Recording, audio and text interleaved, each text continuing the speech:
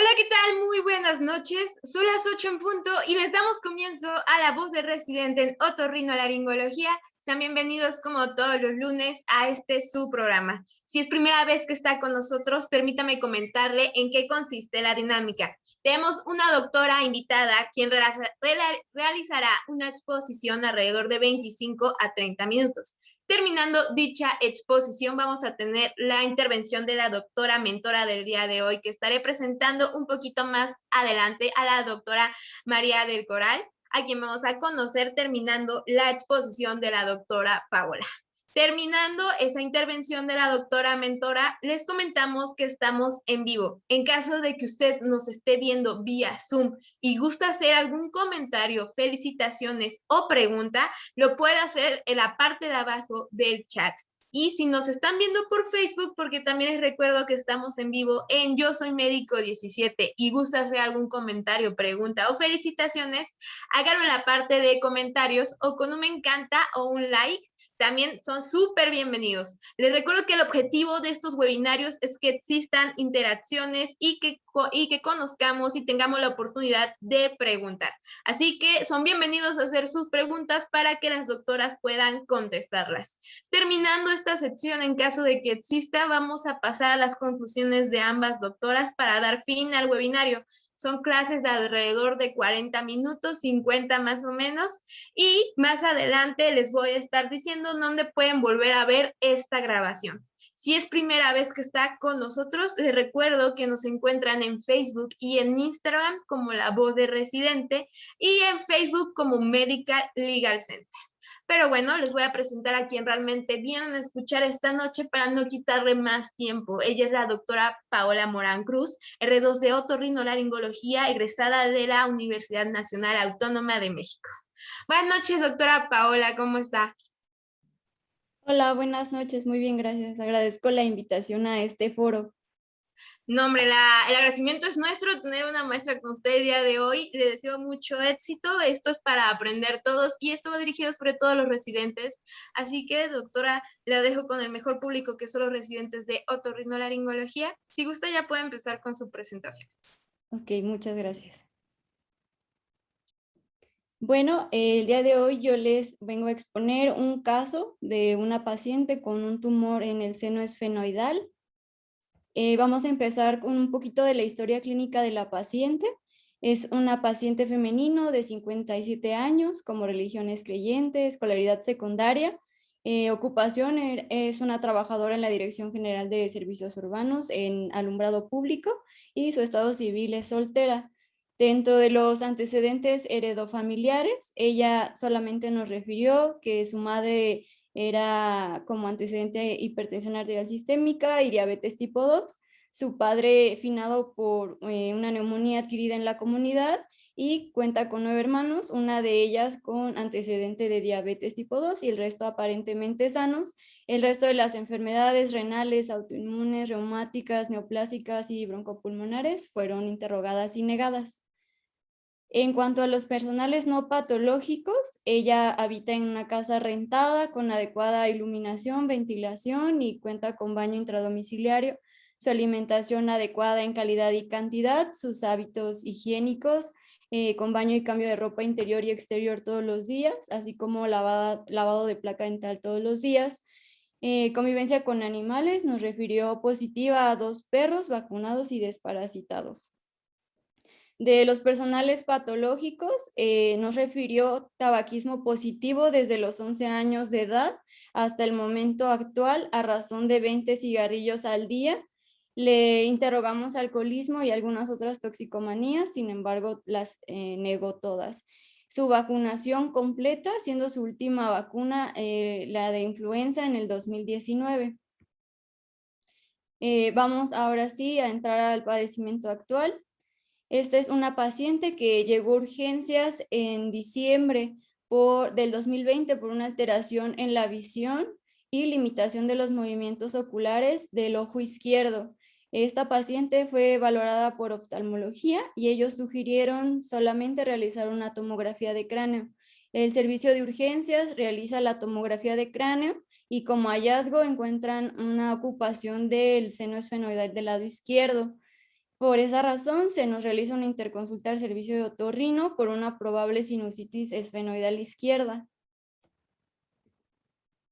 A la exploración física, nosotros encontramos a una paciente consciente, alerta, orientada en las 3 esferas neurológicas, con adecuada coloración de piel y mucosas, aparentemente bien hidratada, normocéfalo, con adecuada implantación de cabello. A la palpación encontramos un aumento de volumen en la región occipital del lado izquierdo de aproximadamente 2 por 2 centímetros. Los bordes eran regulares, la consistencia blanda, y esta estaba fija al tejido adyacente y era dolorosa la palpación. En los ojos tenía una adecuada apertura ocular. El ojo derecho, los movimientos oculares se encontraban conservados en todos sus ejes, y del lado izquierdo tenía una limitación a la lateroversión y supralevoversión. Los pabellones auriculares estaban normoimplantados. La otoscopía, observamos los conductos auditivos permeables, las membranas timpánicas íntegras, ligeramente opacas. A las maniobras de Tomby y Valsalva se encontraban móviles. La pirámide nasal central, el dorso lineal, la base mesorrínea. A la rinoscopía anterior observamos la mucosa eucrómica con una desviación septal a la izquierda, no contactante con la pared lateral, sin presentar rinorrea anterior. La cavidad oral con una adecuada apertura, adecuada hidratación, la lengua eutrófica, no tenía bombamientos en el piso de la boca, úvula central, los pilares amigdalinos simétricos y la pared posterior de la orofaringe sin rinorrea posterior. Se le realizaron estudios de laboratorio, dentro de los que solicitamos fueron una biometría hemática y una química sanguínea. Todo nos reportó sin alteraciones, los leucocitos en 10.5, neutrófilos 84%, hemoglobina de 10, hematocrito de 29.6, plaquetas de 319, glucosa de 98, urea de 24, creatina de 0.9, sodio 128, potasio de 3 y cloro de 96. Realmente todos sus laboratorios estaban dentro de parámetros normales. Debido a que la paciente también nos refirió que tenía hematuria, le realizamos un examen general de orina en el cual nos reportó un aspecto físico amarillo, de color amarillo. El aspecto era hemático.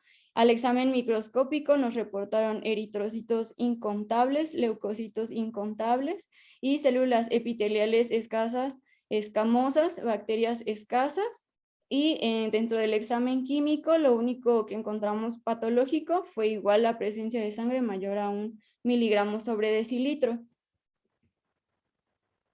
Dentro de los estudios de imagen que se realizaron, la tomografía con la que contaba del servicio de urgencias, la observamos y se observó una tomografía simple de cráneo en cortes axiales en ventana para hueso, en la que observamos que el seno esfenoidal izquierdo tenía una ocupación a expensas de una imagen isodensa, tejidos blandos. La densidad que tenía era de 10 a 100 unidades Hounsfield en toda su área. El centro estaba hipodenso, que nos sugería una probable necrosis. El seno esfenoidal derecho, a su vez, también estaba ocupado con una imagen de características similares a la del seno esfenoidal izquierdo, menor al 25%, y no se observaban niveles hidroaéreos. Debido a la imagen que presentaba en la tomografía, se realizó tomar una biopsia del tumor vía endoscópica transesfenoidal. El reporte histopatológico fue una neoplasia poco diferenciada, a clasificar por inmunohistoquímica. Se realizó la inmunohistoquímica. El único marcador que resultó positivo fue el EMA positivo, los demás fueron negativos, el CD45, CK20 y la cromogranina. Posteriormente, en la evolución de la paciente, 2 meses después, vemos a la paciente en la consulta externa. Nos refirió que ya presentaba visión tubular. Exploramos nuevamente los movimientos oculares, en los que observamos que el ojo izquierdo presentaba una limitación a la levoversión, levosupraversión y levoinfraversión, y a su vez el ojo derecho ya observamos que tenía endotropía, así como limitación a la dextroversión, dextrosupraversión y dextroinfraversión. También nos refirió que empezó a tener aumento de volumen en la región costal izquierda a nivel de la 12ª costilla, aproximadamente de 4 por 1 centímetros. Está igual de consistencia blanda, adherida a tejido adyacente y dolorosa a la palpación, igual que la lesión que tenía a nivel occipital. Esta es una imagen, cuento con la autorización de la paciente para presentárselas. De los movimientos oculares, aquí vemos a la paciente con una posición primaria de la mirada. Aquí a la supraversión, a la levosupraversión vemos que tiene limitación del ojo izquierdo, igual a la levoversión y la levoinfraversión. A la infraversión, pues vemos que tenía endotropía del ojo derecho. A la dextroinfraversión, tiene limitación del ojo derecho. La dextroversión también del ojo derecho tiene limitación, y a la dextrosupraversión vemos que igualmente no puede hacer el movimiento. Por esta razón y porque vimos que tenía múltiples lesiones en todo el cuerpo, se le pidió un full body CT scan en el que nos reportaron actividad metastásica a nivel linfático, pleural y hepático, a nivel del músculo recto izquierdo abdominal. Sobre la línea medio clavicular se observó la imagen que ella refería del tumor a nivel costal, que realzaba el medio de contraste de 5 por 2 centímetros e irrumpía en los músculos intercostales. También presentaba una imagen nodular de bordes irregulares en la mama izquierda, y en la vejiga tenía una pérdida de la morfología con densidad heterogénea y la periferia con realce al medio de contraste. Imagen nos reportó como un probable primario vesical por el tamaño de la tumoración. Aquí les presento unas imágenes de esta tomografía que se le realizó a la paciente, en la que observamos el tumor vesical. Aquí está en un corte coronal y aquí está en un corte axial. Vemos que es bastante grande este tumor vesical. Y en esta imagen vemos el tumor que tenía a nivel costal del lado izquierdo. De este tumor se realizó biopsia, el cual nos reportó un carcinoma poco diferenciado de origen metastásico. Se solicitó la valoración por el servicio de urología, quienes al hacer esta biopsia nos reporta igual un carcinoma poco diferenciado. Se envía a inmunohistoquímica, siendo positivos los marcadores CD56, la sinaptofisina y el Ki67, dándonos como resultado un tumor neuroendocrino moderadamente diferenciado. Entonces, como conclusión en este caso, la paciente presentó un tumor neuroendocrino moderadamente diferenciado de origen vesical, primario vesical, y las demás lesiones a nivel costal, a nivel occipital y a nivel hepático, así como el del tumor del seno esfenoidal, fueron metástasis del primario vesical, que era neuroendocrino. Vamos a hacer una pequeña revisión bibliográfica sobre el tema.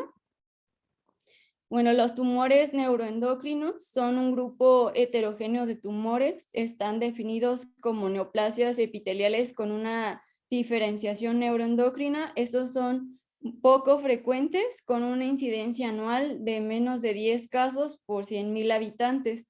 Son muy raros y también es muy raro que se presenten en otorrinolaringología.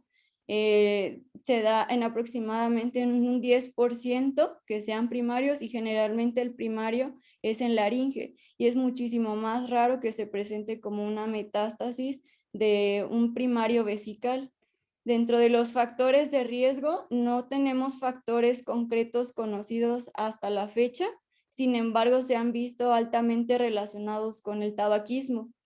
Para hacer el diagnóstico se requiere que al menos se realice inmunohistoquímica y los marcadores estén positivos para cromogranina A, sinaptofisina, el CD56, EMA y PANC.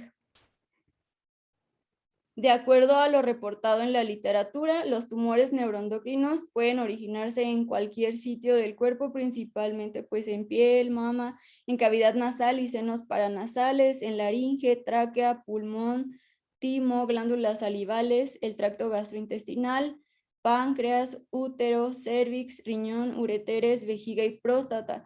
Los sitios más frecuentes de todos estos mencionados son el pulmón, el tracto gastrointestinal y el páncreas.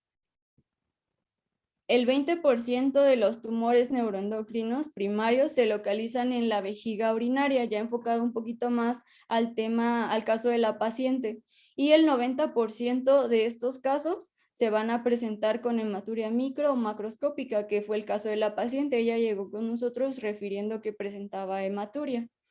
Y pueden acompañarse también de disuria o polaquiuria, que es un poquito más raro, principalmente se presentan con hematuria. En cuanto a las metástasis, estas se encuentran reportadas, las localizaciones más comunes, en ganglios linfáticos regionales, óseas, hígado y pulmón. La paciente tenía metástasis a nivel de hígado y pulmón, y pues también la del seno esfenoidal, que son muy raras, menos del 1% se presentan como metástasis en el seno esfenoidal. En conclusión, en este caso, la paciente se consideró que el tumor esfenoidal era una lesión metastásica del primario vesical, ya que resultó positivo el marcador EMA en inmunohistoquímica, a pesar de que los marcadores para citoqueratinas CK7 y CK20, que fueron los iniciales que se le hicieron, no resultaron positivas, ya que de acuerdo a lo que se reporta en la literatura, en raras ocasiones los carcinomas neuroendocrinos expresan las citoqueratinas, lo que ocasiona que sea todavía más difícil el diagnóstico, especialmente cuando se trata de metástasis. Entonces, el plan con esta paciente por parte de oncología médica fue darle quimioterapia.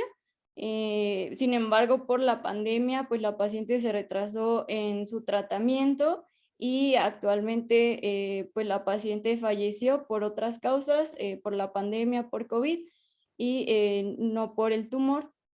Y pues se quedó pendiente ver la respuesta a la quimioterapia en este caso, que hubiera sido favorable si es que se hubiera recibido.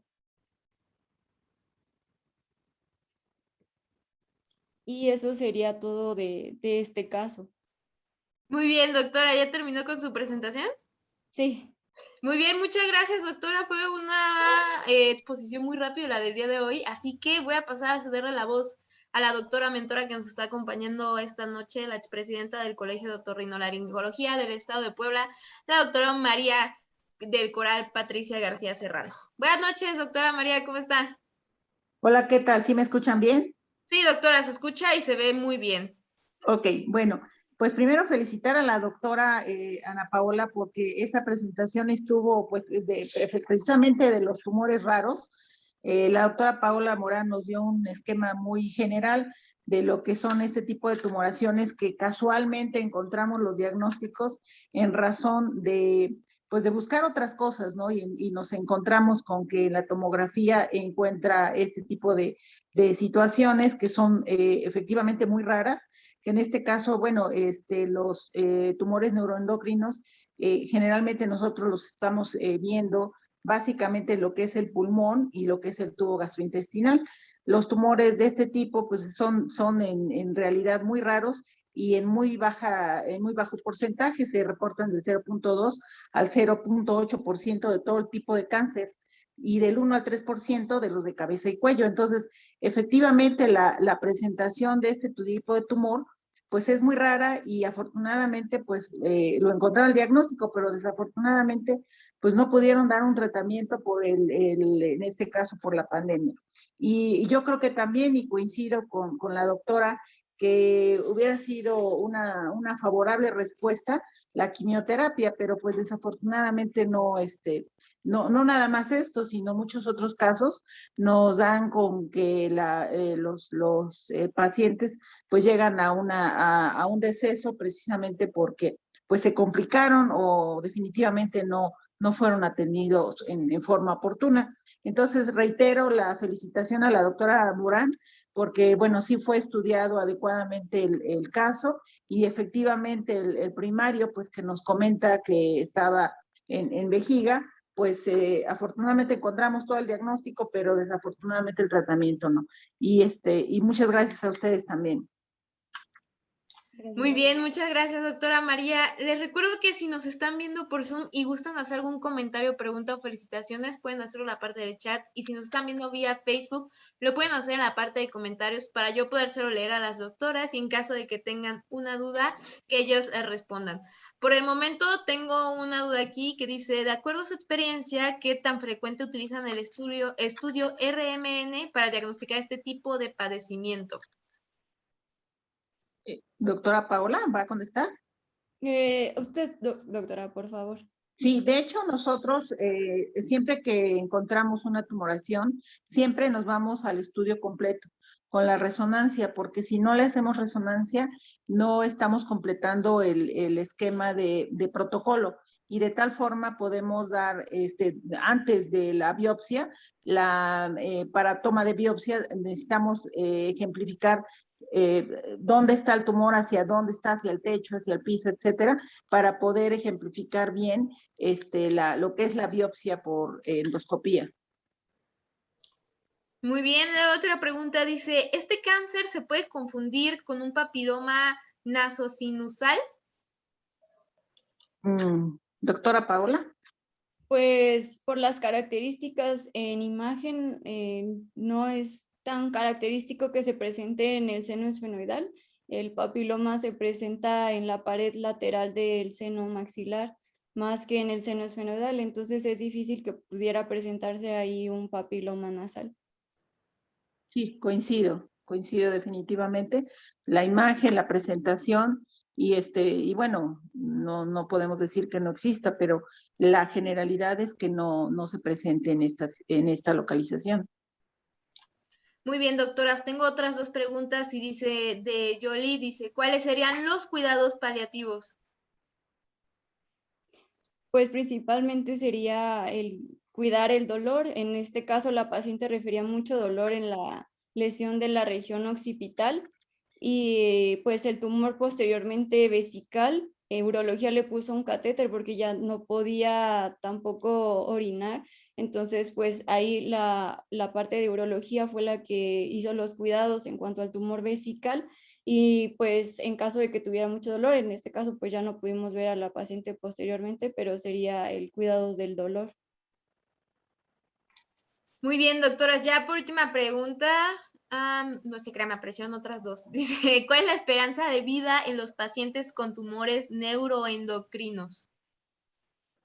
Pues yo creo que depende de la localización del primario y de las metástasis que haya dado, porque si con esto podríamos estadificarlo y ya dar un pronóstico de cada caso, ¿no? Porque en este caso, por ejemplo, lo que más se afecta son pulmón y tubo gastrointestinal y metástasis a otros lados, en este caso al seno esfenoidal, pero todo depende del primario. Muy bien, doctoras, por última pregunta dice, edad promedio que pueda aparecer este tipo de cáncer y cómo prever. Generalmente, ay, perdón, doctora. De Sí. acuerdo a lo que encontré en la literatura, se puede presentar entre la tercera y sexta década de la vida. Y pues como no hay factores de riesgo aún consistentes, no hay una forma de prevenirlos. Incluso mencionaba algunas alteraciones genéticas. El único factor que está más relacionado es el tabaquismo. Muy bien, doctoras, ya no veo más preguntas, solo veo comentarios o felicitaciones que dice, felicidades, doctora, muy buena presentación, corta pero muy buena. Otra persona dice, qué buena presentación, lo básico. Y también dice, felicidades a la doctora Paola Morán. Entonces, no veo preguntas, nomás fueron esas preguntas las que estuvieron esta noche, así que me gustaría pasar con conclusiones de ambas. Doctora Paola, primero le cedo a usted la voz. Ok, pues como conclusión, pues de acuerdo a la experiencia con este caso, mencionar que es importante siempre manejar de manera integral al paciente, porque si nos enfocamos únicamente en la parte de cabeza y cuello, probablemente no hubiéramos encontrado el primario de origen vesical si no le hubiéramos hecho caso a la paciente que presentaba hematuria. pues probablemente no hubiéramos llegado al diagnóstico de manera oportuna. Entonces, sí es importante siempre manejar a los pacientes de forma integral, evaluarlos y explorarlos completos, no solamente quedarnos en cabeza y cuello como a veces pues podemos hacer. Muchas gracias, doctora Morán. Doctora María del Coral, ¿me regala sus conclusiones? Sí, muchísimas gracias por la invitación, y este tipo de conclusiones son importantes porque definitivamente si no hacemos una anamnesis completa, no vamos a poder llegar a las conclusiones de diagnóstico y sobre todo de pronóstico. Ahorita, por ejemplo, se ha estado dando de que, por ejemplo, pacientes que tienen un dolor de cabeza, tengo mucho dolor de cabeza, es COVID. Tengo dolor, la mitad de la cabeza es COVID, o sea, todo lo encuadramos en COVID. Entonces sí es importante ahorita tener meticulosamente la signología, la semiología de cada síntoma, la exploración completa, como decía la doctora Pau, porque con esto vamos a llegar a una conclusión definitiva de qué tipo de lesión, si está relacionada o no, con el área de otorrinolaringología. Muy bien, muchas gracias, doctoras. Muy buenas conclusiones. Por último, un comentario rápido de Brice que dice, excelente presentación, muchas gracias. Así que, como comentaba, les agradezco mucho su presentación esta noche. Si ustedes se perdieron un poquito de la clase de la doctora Paola, nos pueden encontrar en YouTube como Medical Legal Center. Buscan La Voz de Residente porque también tenemos Masterclass y Teoría del Caso. En La Voz de Residente, todos los lunes van a encontrar de un lado anestesiología y del otro lado otorrinolaringología. Este lunes 23 encontrarán la presentación de la doctora Paola por si quieren volver a verla o quieren estudiarla un ratito, que ese es el objetivo de estos webinarios, seguir aprendiendo y creciendo juntos.